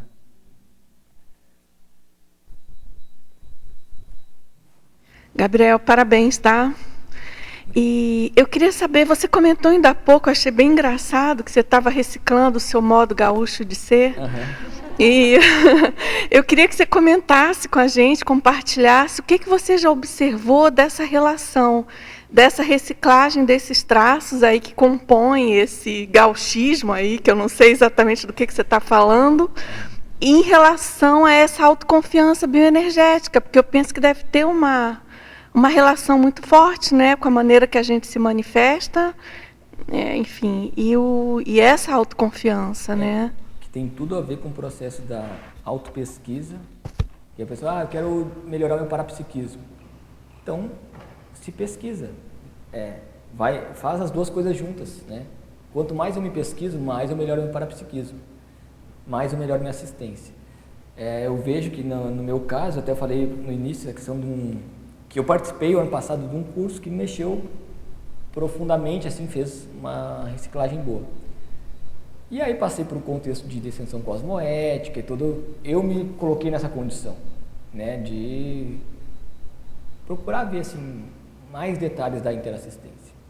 Agora, o engraçado é que um ponto você perde uma certa força, porque tem companhias do passado aí que estão junto com você nesse contexto do belicismo, do gaúcho e tal. E o próprio guerreiro, né, a maneira que ele tem de ir adiante é bloqueando o cardiochakra e seguir, né. Mas foi interessante que quando eu passei por esse processo, eu nunca me senti tão forte. Do ponto de vista energético, do ponto de vista na TENEPS, eu vi que minha assistência está mais qualificada quando eu passei por essa reciclagem. Bacana. Então isso é bacana, porque às vezes a gente cria posturas, cria ferramentas para poder se manifestar, para se defender, e que aquilo está atrapalhando nossa assistência, que é totalmente o oposto. A gente precisa impor a nossa vontade, o nosso poder e tal. Então eu vejo que vai nesse viés aí, esse contexto aí da... que bacana. Então isso possibilitou aumentar a sua autoconfiança. Sim. Esse tipo de reciclagem em relação a esse traço. Perfeito. Bacana. Muito, muito legal. Parabéns. Obrigado. Que é bem pseudo, né? A gente se acha sempre o contrário, né?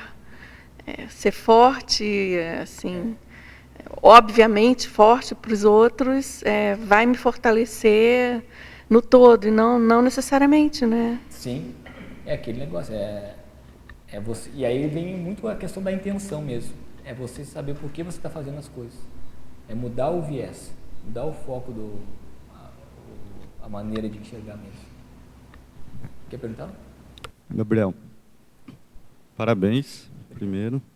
Seguinte, para você chegar num nível bacana, acho que de autoconfiança energética, você também tem que trabalhar muito bem as suas fraquezas, né? E como que você lidar com isso? Porque assim, a gente tem parapsiquismo, aí a gente se relaciona com as pessoas e fica exposto. Só que às vezes a gente não quer se relacionar para isso não ficar exposto, né? Então eu acho que quanto mais a gente se expõe, né, com sinceridade, a gente também gera mais autoconfiança. E como que você está trabalhando com isso para você melhorar a assistência, para você melhorar a sua autoconfiança? Eu vejo que é justamente essa condição de você, primeiro, conseguir entender o tempo do outro. Conseguir entender o que aquela pessoa está precisando, aquela consciência está precisando. E não a assistência que eu quero passar para ela. Como que a gente chega numa condição dessa? Às vezes tem muita questão de traumas do passado, e trauma a gente pode falar aí, definição como ferida de outras vidas dessa, que a gente vem carregando, que a gente vem acumulando ao longo das nossas experiências. E isso, até certo ponto, fazem a gente se manifestar da maneira que a gente é, faz a gente se manifestar da maneira que a gente é. Só que chega um ponto que a gente não precisa mais disso. Então, aquela pessoa lá que eu era no passado, que eu precisava ter essa postura de, assim, eu não preciso mais disso. Aí entra o acolhimento lá que foi falado, entra a condição da intencionalidade. E eu, na minha opinião, não sei se o pessoal aí quer comentar, eu vejo que a gente tem que buscar constantemente essa questão da heteroajuda. Porque às vezes a gente chega numa condição, já estou bancando minhas energias, já estou bancando minhas coisas, e não vou me colocar em novos desafios. Por exemplo, uma das coisas, uns preconceitos que eu vejo, é assim, às vezes as pessoas só vão buscar ajuda quando ela está realmente precisando. Então, por exemplo, a pessoa vai ou na Conscius ou na OIC, vai ser atendida na OIC só quando a pessoa está mal. Não. Ela pode ir profilaticamente, ela pode, olha, eu estou sentindo que bati no teto aqui nessa questão da pesquisa, quero aprofundar mais. Tipo assim, na sua opinião, ela tem que ir para ela toda vez se qualificar e não só quando ela está emocionalmente abalada. Perfeito. Eu, particularmente, quando eu fui fazer a consciência terapia, foi assim.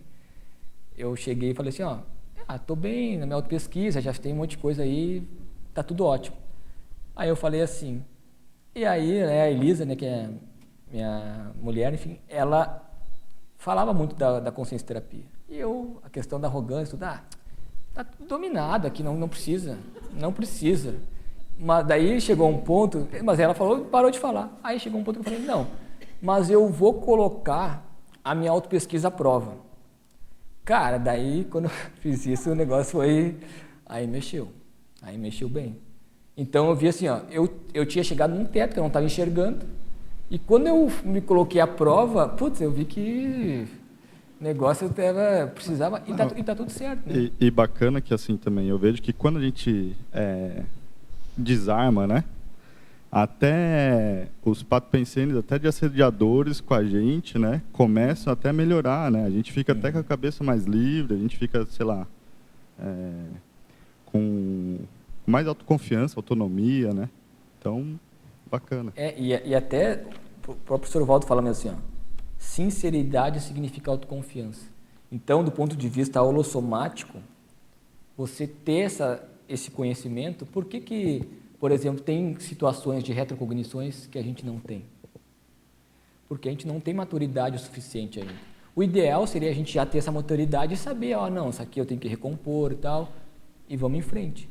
Então, isso é muito sério, você ser sincero com você, porque não adianta eu fazer pose de forte para os outros, sendo que intraconsciencialmente o negócio está danado. Então, eu vejo que a gente se colocar em desafio, sem receio, assim, estou indo lá fazer... Não, que bom, bacana, todo mundo precisa. Até chegar no serenismo, é o foco, não adianta. Né? Então, quando a gente busca uma ajuda técnica especializada, eu acho que ajuda nesse processo. Vamos lá, João. Parabéns, Gabriel. Nessa conversa que você está tendo agora, eu me lembrei de uma coisa que tu me disse uma vez. Eu não abro mão de uma coisa, itinerância. Aí eu estava me lembrando, nesse processo de tu ter, claro, autoconhecimento, conscienciograma, consciencioterapia, Tem a questão de ser professor. Por exemplo, no meu caso, quando eu vim para cá 3 anos atrás, eu fiz um planejamento. E aí tem conscienciograma, consciencioterapia e reaprendência. Por quê? Porque se tu pegar a conscienciologia, a ciência, ela já te dá caminhos, autoconhecimento, os laboratórios, o voluntariado, né? E cada um tem a sua peculiaridade, né? E uma coisa que me chamou a atenção quando tu me disse assim, não, uma coisa eu não abro mão, a minha itinerância. Aí eu comecei a perceber por quê. Agora, quando eu comecei a ter o trabalho com a reaprendência lá, que eu comecei a entender mais esse processo, que é diferente. É diferente de uma consciencioterapia, é diferente de um conscienciograma. Cada um tem a sua peculiaridade. E aí, quando tu pega esse conjunto e começa a trabalhar esse conjunto, é que tu vai vendo que tu é multifacetado, então tu tem que ter esses viés diferentes para te se expor dessa maneira diferente e captar aquele resultado para o teu autoconhecimento. Perfeito. Hoje eu já diria assim, se precisar eu abro mão da itinerância, tá tudo certo. Então, a questão agora assim, mas eu vejo que são as camadas mesmo, né, Gelson? De você ir aprofundando relacionados à camada, e né, daí você vai se deparando com o processo. Mas realmente, eu vejo que a docência ajuda muito. Ajuda muito, né? Ajuda muito nesse processo. Pessoal, a gente tem uns minutinhos, só quero divulgar aqui para vocês. E aí que o pessoal da UIC pode complementar. O Imersão Progessoterápica, que é autoprogessoterapia em grupo, que vai ocorrer de 31 de agosto a 2 de setembro aqui em Foz do Iguaçu, com o professor Epicom Nário Takimoto. Quem que gostaria de falar aí sobre a imersão da UIC? Quem que quer falar mais? Vou complementar. Puxar a brasa para a sardinha, né, Gabriel?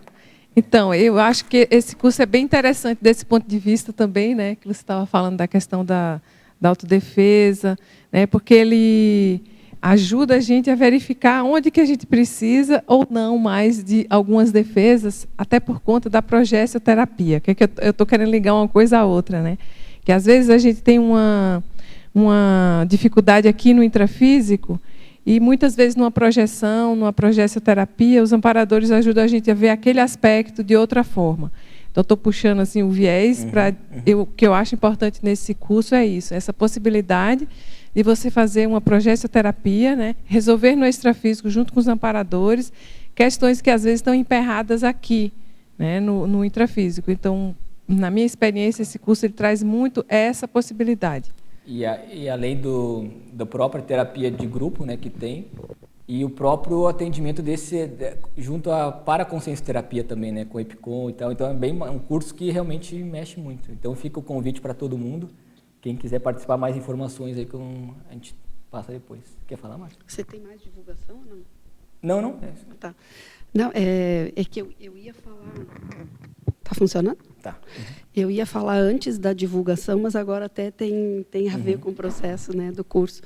Porque você frisou bastante a importância de autopesquisa para aumento da autoconfiança e de assumir desafios, né?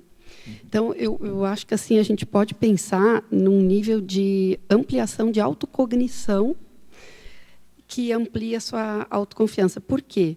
Eu estou falando autocognição de uma maneira um pouco... Porque você pode até se pesquisar, mas não tirar um proveito mais profundo dessa pesquisa, né?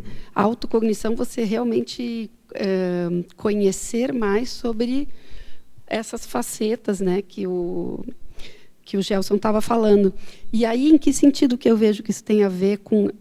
você assume mais desafio, você se expõe a mais variáveis de ampliação de autocognição também. Porque você se vê em situações novas, você sai da zona de conforto e você também amplia essa visão de como você funciona. Com isso, você pode fazer novas reciclagens e vai ampliando. E a autoconfiança vem disso, né? A autoconfiança vem muito de você experimentar alguma coisa e ver que você, em algum nível, dá conta, e aí ampliando esses desafios. Porque muitas das pessoas que não experimentam... O medo, na verdade, faz você não experimentar, né? Então, a falta de autoconfiança. Então, o desafio e, ao mesmo tempo, essa ampliação de autocognição é que vai fortalecendo. Muito bom, bacana. Pessoal, alguém mais quer falar? A gente chegou no nosso tempo aqui, bem na risca. Eu quero agradecer primeiramente, né, a presença de todos, dizer que foi uma boa experiência estar aqui com vocês. E quero divulgar a próxima tertúlia matinal, que vai ser da Flora, na semana que vem, Flora Miranda, sobre Invex ginossomática, a especialidade em vexologia. Não, acho que eu estou voltando amanhã já para São Paulo. Tá, pessoal? Obrigado, até a próxima.